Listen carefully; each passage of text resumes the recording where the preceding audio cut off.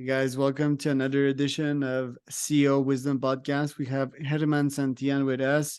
He's social entrepreneur and founder and CEO at Oaxacanita Chocolate. Um, I wanted to interview entrepreneurs from Oaxaca, Mexico for quite some time. It's one of my pet projects this year. Plus, I'm interviewing a bunch of other Mexican entrepreneurs and CEOs. I think there's a lot of potential in Mexico. And yeah, we're probably going to visit Germán in a couple of weeks physically to have a taste of his chocolate. So stay tuned for that. We're going to film an episode, me and my wife. Germán, welcome to the pods. I'm really happy to have you here. Can you briefly tell us a bit more about yourself and your business? Thank you so much, Charles. It's just a pleasure to be here with you today. It's a really honor to share what we are doing here in the Mixtec region of Oaxaca. So, Oaxacanita Chocolate is basically the first indigenous social chocolate company that has been internationally awarded for its social impact. So, we are very happy to share what we are doing through the chocolate, through the production of cocoa in the communities of the Mixtec region of Oaxaca.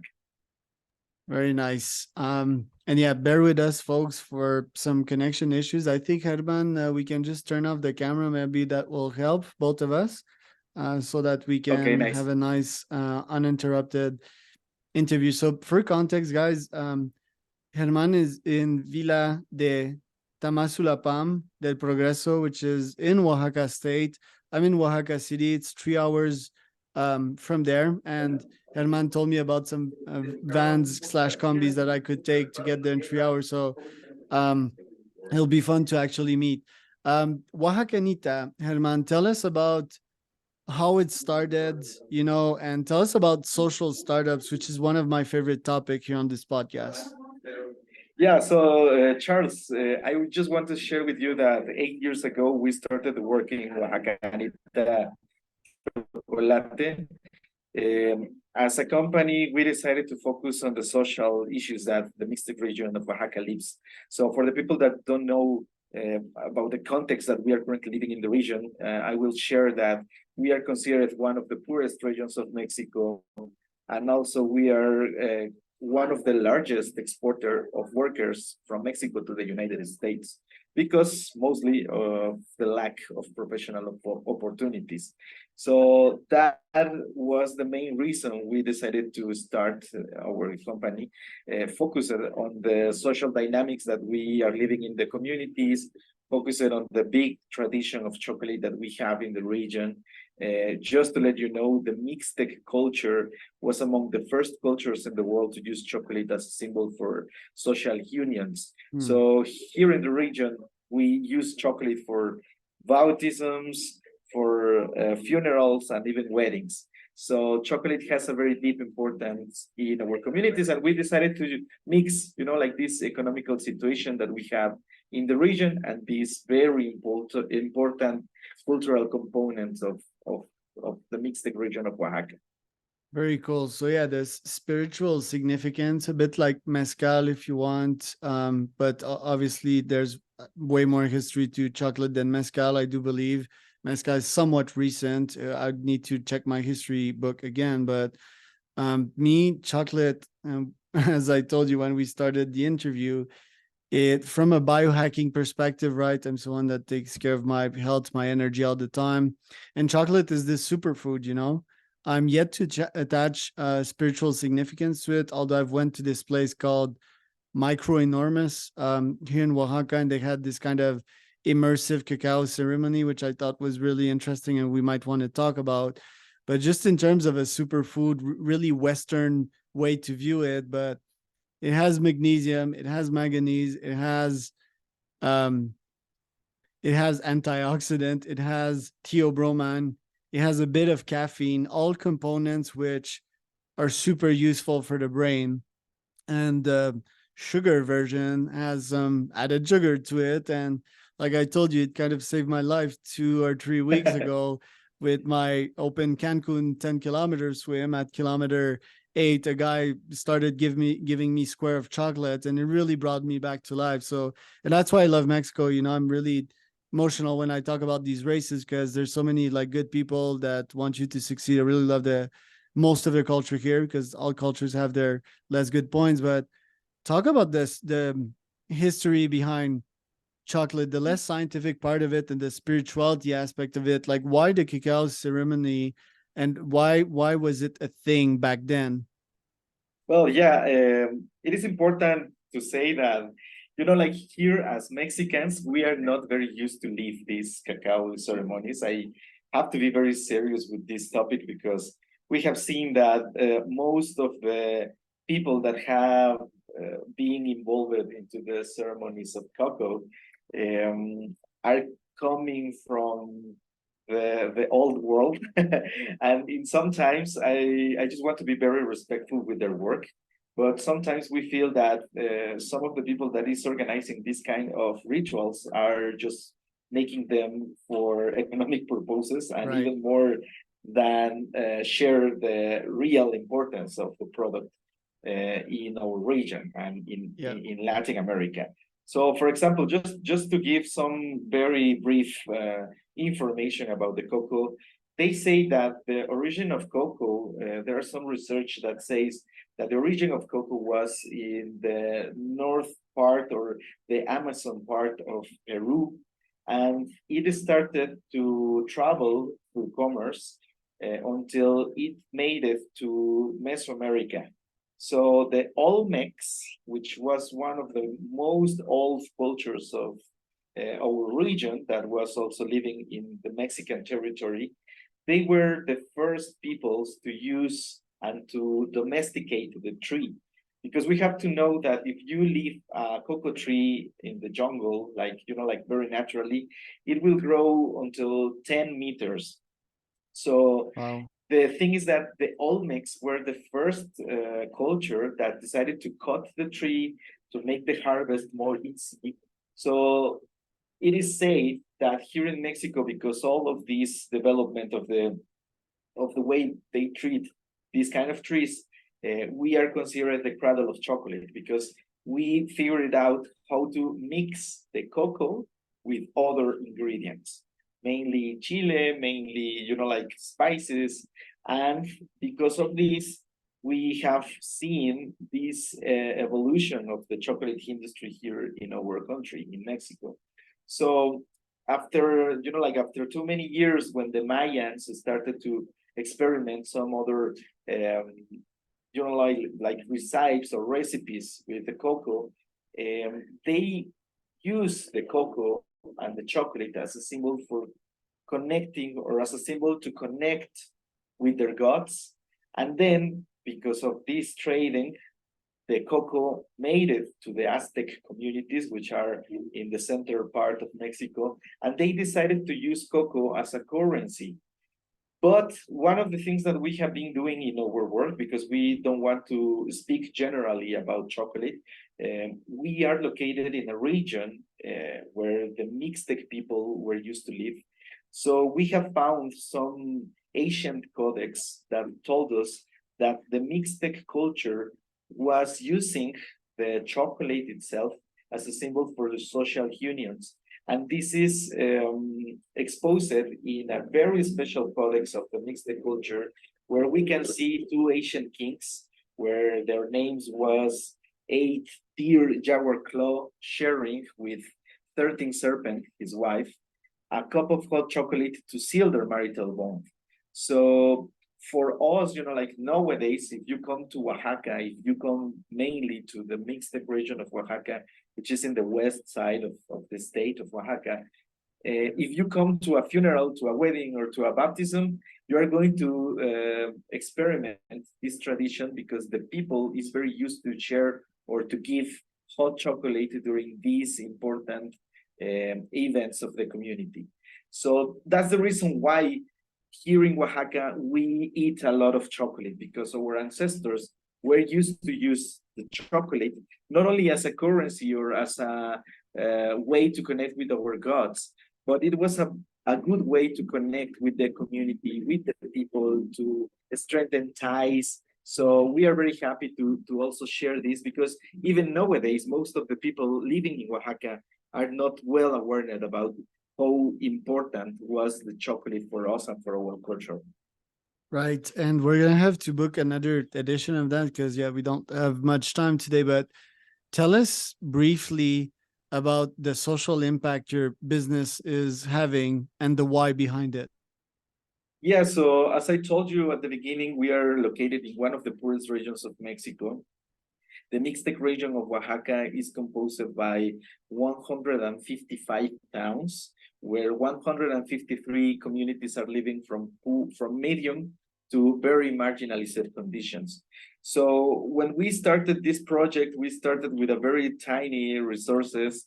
We started in an empty room of my grandmother's house. She was from Tamazulapan del Progreso, and since we started this project, we started to produce traditional chocolate, but we started to create jobs for some of the traditional women cooks of our community. Then the chocolate, we decided to combine some handmade stuff and crafts local from other communities. So we decided to create, like packaging using woven baskets. We use cups, molinillos, which is this very important tool to prepare the bubbles of the chocolate.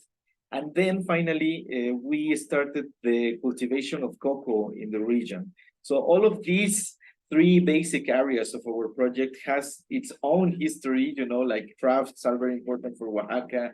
The cocoa history of Oaxaca is very important too. So that's the reason why we decided to do this work. And so far we have employed more than 30 families, and usually depending in the seasons, we have, like our high demand season, which is in the fall, we have worked with more than 100 families here in the region. So we are very happy to connect not only the production of chocolate, but the production from the cultivation of cocoa, the process of it, and the packaging of it, using all local materials and hiring local people. I have more time ahead of me. My next meeting canceled. Do you have 15, 20 more minutes ahead of you? Yeah, sure. Let's do it. Yeah, because that was way too short. I have a bunch of questions for you. So first things first. Okay, we explained the roots of cacao, but I mean, you could still have gone into coffee or I don't know, maize or papayas. Why did you choose chocolate precisely? Yeah, so that's a very fun question, because like I, as a Oaxacan, I really love the chocolate. So when I was 6 years, I had my first lesson on how to make chocolate, and I think that it was for a funeral. So we were Oh. preparing chocolate in our house, and I found very interesting all the process from the bean to the, like to the chocolate, and then to the cup. So I am very in love with the product. I have so much nice memories from my family, from grandma, from my parents. So that's the reason why we decided to do this. So, and more than that, like when we were preparing this whole project, I was in the university receiving some help from some other teachers, and we just saw that, like we in Mexico, we are living a very tough moment for our chocolate industry. Just to let you know some basics about it, is that here in Mexico, we are producing around 30,000 tons of cocoa every year, of the 120,000 cocoa tons that our industry demands every year. This literally means that 4 out of 5 chocolates made in Mexico are prepared with foreign cocoa. And here in Oaxaca, even more sadly, here in Oaxaca, even if we have this cocoa and chocolate culture in the region, here in Oaxaca, we are producing only the 1% of the cocoa that is produced in Mexico. Wow. So when we started this project, and when we started the work that we are currently doing here, we just realized not only about the importance, culturally talking, of the chocolate in the region, but we also saw a very huge opportunity to embrace our culture and also to create this productive chain that can support the work of locals. So we have seen a lot of things happening here in the region with the project. Just to let you know, one very important information that we have seen during the last years is that we already knew that 500 years, the Mixtec region of Oaxaca was one of the top producers of cocoa in all the state of Oaxaca. But with, when the Spanish people came to our territory, some of these lands that were used to produce cocoa were conquered by the Spanish people, and they forced the indigenous communities to cut their cocoa trees to plant cane sugar and coffee. So we have been, trying to recover this cultural heritage around cocoa in the region. And we have seen a lot of people locally that has been very involved in our activities in the region. And we are so happy to be connecting with communities that they are very into the production of cocoa. And we are together rescuing this very important tradition that we have. First thing first, do the farmer that grow cocoa, and by the way, can you tell the difference between cacao and cocoa? Is like cocoa a Mexican way to say it, and cacao is like English? Yeah, well, mainly is because in Spanish we call them cacao to the seeds, and we have seen that most of the people abroad, from different parts of the world, they are used to call cacao cocoa. Really? So I want to say also that here in Mexico we have different terms for the cocoa, because, for example, cacao is the seed, cocoa is the powder of the seed, like when you remove the fat of the bean. Then you can have also from the cacao the fat, which is the cocoa butter. And then you can finally have the chocolate, which is any mixture of this cacao with other ingredients. But I mean, that is one other very special characteristic of the chocolate industry worldwide. If you are talking about coffee, you already have a very standardized quality value of the product. And, you can talk about quality of coffee here in Mexico, and you will have the same terms in the other side of the world. But that is not happening with the chocolate and with the cocoa. We have seen that there's a lack of information internationally, and there's a lack of standardization of how measure the quality of the cocoa. And that is because, here in Latin America, cocoa had a very important, the cocoa was very important for our cultures. So, for example, it is not the same saying that you are making a you can do a chocolate culturally well made and industrially well made. So this also sets another bar into how difficult it is to see and to realize the chocolate industry here in Latin America. Right. And the farmers, do they produce other crops as per se, or and how many farmers do you deal with? Give us a better picture of the production itself.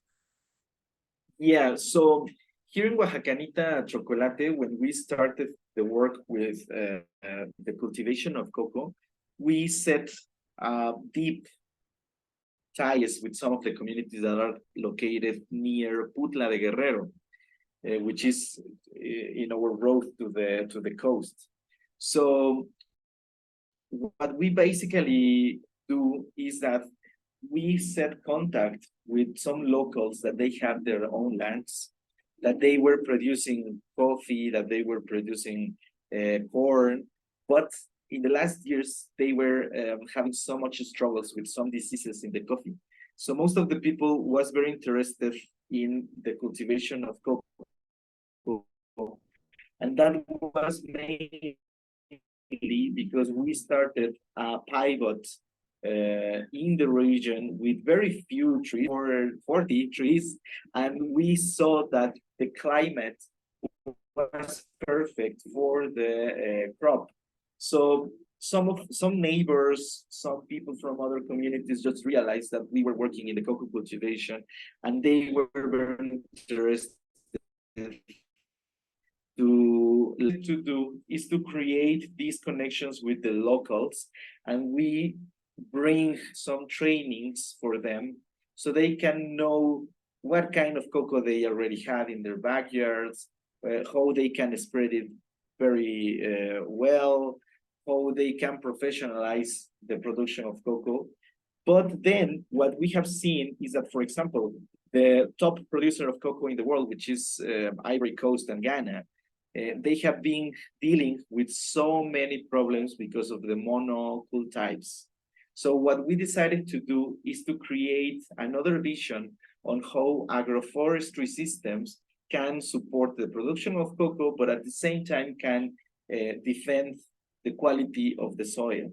So basically, an agroforestry system is how you can put in the same land different crops and different plants, so the land can have much more life, can resist to more diseases, and also can build ecosystems. So that's basically what we have been doing for the last years, and we are very proud because we have been replanting about, like together with the communities and with the people, we have replanted about 10,000 native cocoa species, and we are very happy for that.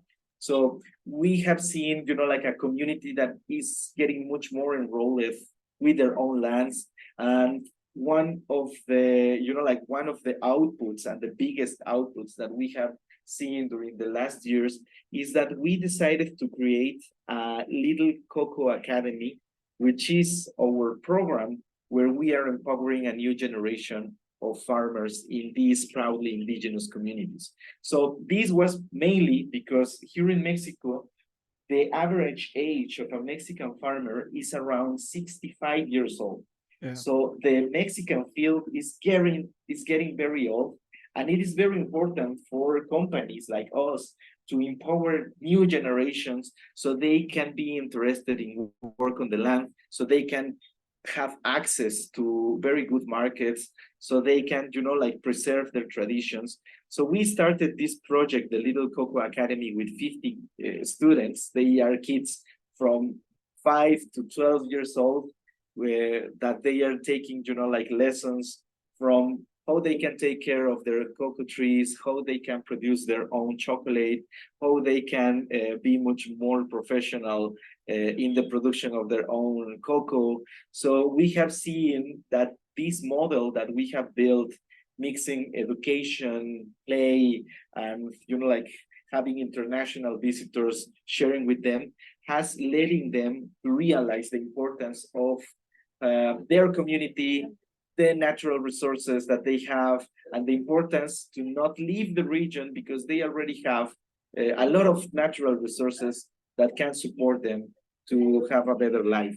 So this project right now, after 1 year and a half that we started it, right now we have 100 students, and it has been replicated in one community in Kenya, in Africa. Wow. So we are very happy to see how our work is inspiring new generations, but also is inspiring new companies or other companies abroad to realize how important is to have this intergenerational cooperation to make our communities stronger. Okay, let's talk about economics. Because I've had a bunch of questions, but I want to get to numbers. I think there's a bunch of CEOs and entrepreneurs listening to this podcast. So you plant, let's say 100 cocoa trees. How much, first, how much trees do you have? How much do they produce on a yearly basis? What are the costs associated with that? And then how much do you sell the final product for on a yearly basis? And then how do you split this revenue and this profit throughout the community? Tell us a bit more about that. Yeah, so for example, talking about the business model that we have in Oaxacanita, we are producing traditional chocolate that most of it goes for internal consume here in Mexico. We work with restaurants, cafeterias, that they are, like, first of all, and I know that a lot of CEOs will understand this point, try to build a company in a rural area with these challenges that we are already facing is very complex. Yeah. And also try to resolve and try to solve complex problems demands complex solutions. So at the beginning, when we started this project, we started with 150 US dollars, which was not that much. And we have been, like with this vision of how we can create a better world through chocolate, we decided to, hold a second. Okay.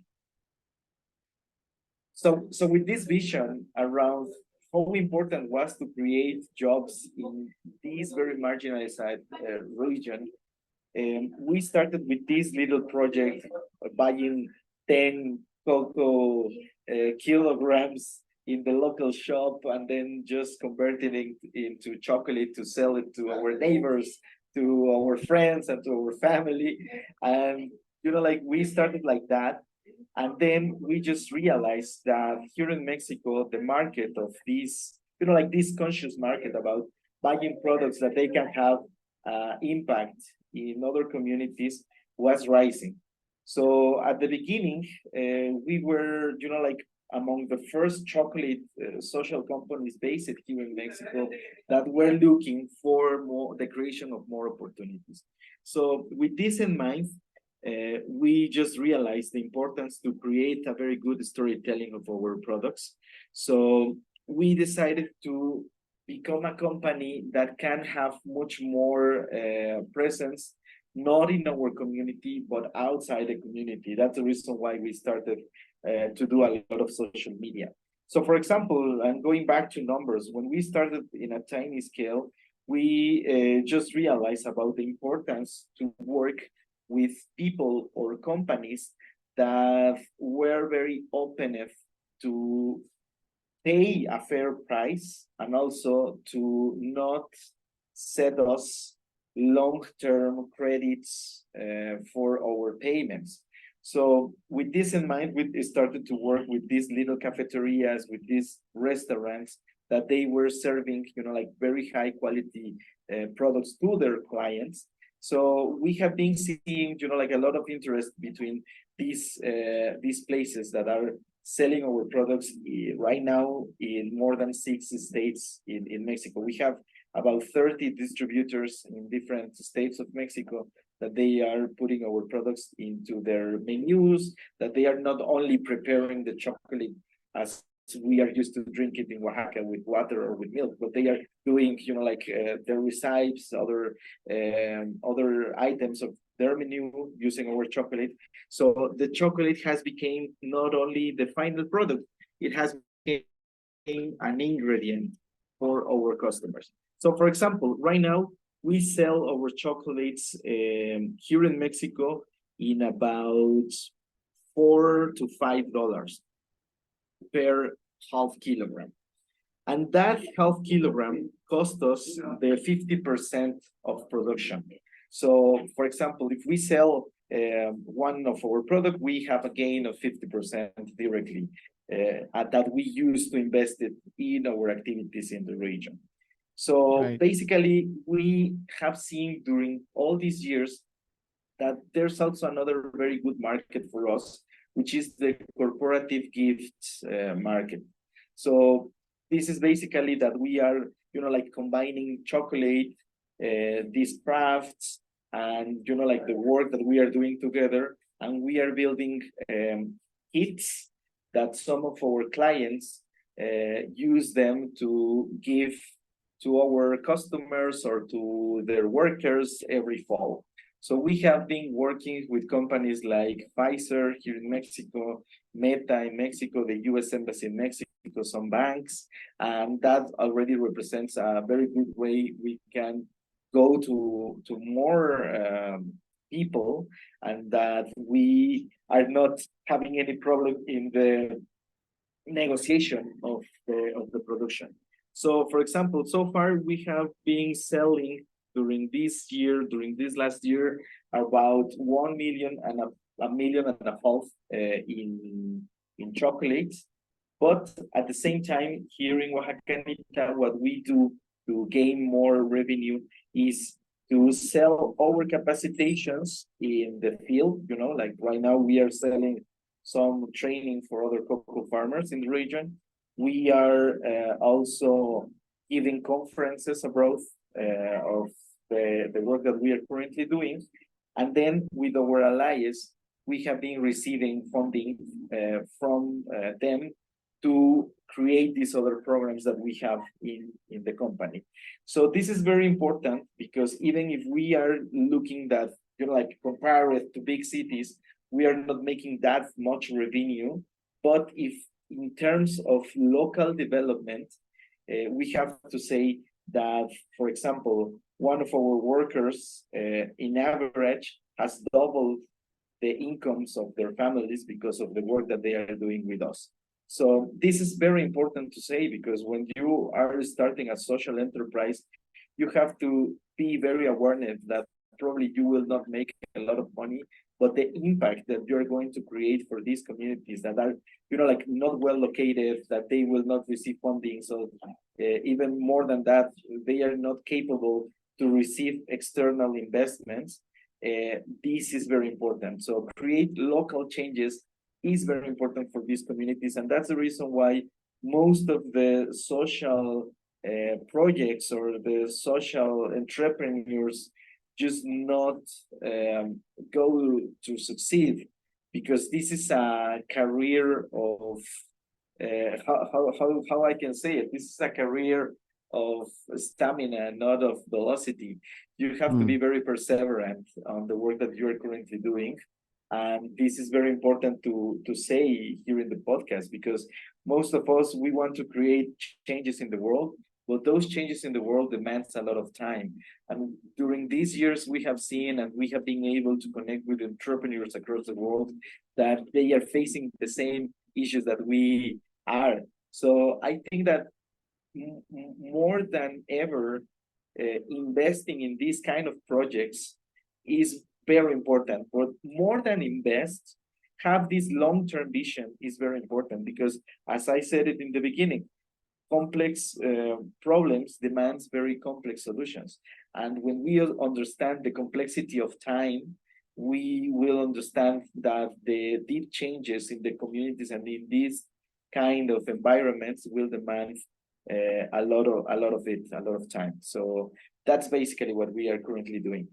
In my case, I can't help but think about scale and technology as an entrepreneur to scale that impact. You know, have you thought about these technological solution or some innovation? For example, the workshops are a good example of that. But me, I'm pretty sure you know the brand Birdman in Mexico. I think I would brand the hell out of the product. And obviously that requires a lot of resources because most of the time, you know, it's the best brand that that stands out.